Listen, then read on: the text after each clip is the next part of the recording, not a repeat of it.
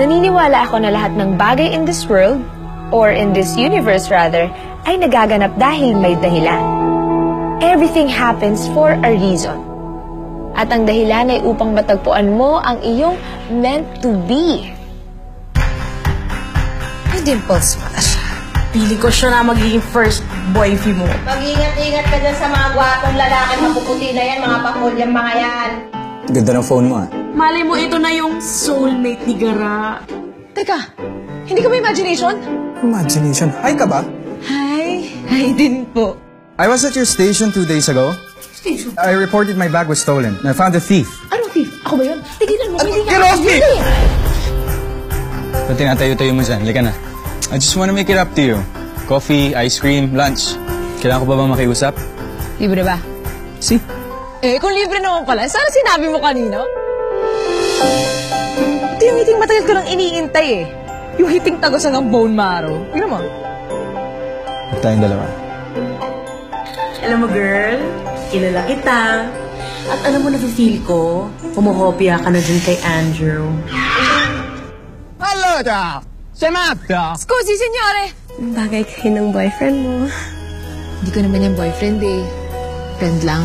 Yang tataa! Hindi nga. Hindi ka pa nagkakaroon ng totoong heartbreak kasi hindi ka pa in love. Kaya nga na-invento ang glue para kahit gaano kawasak ang isang bagay, pwede pa rin mabuo. You're meant to be with someone who makes you smile like that. Alam mo, si Gara, tutulad ko yung magmahal. Lahat ibibigay. Oh, eto na yung Romeo mo.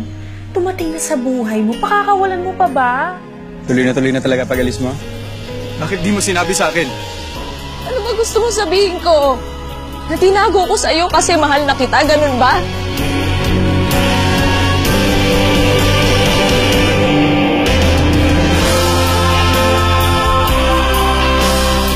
Alden Richards. Please don't break my heart like this.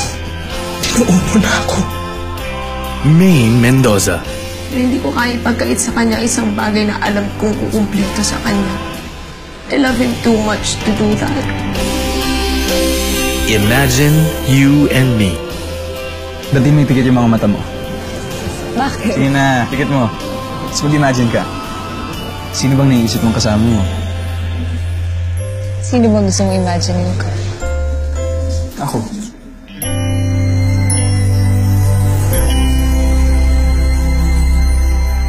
A film by Michael Toviera.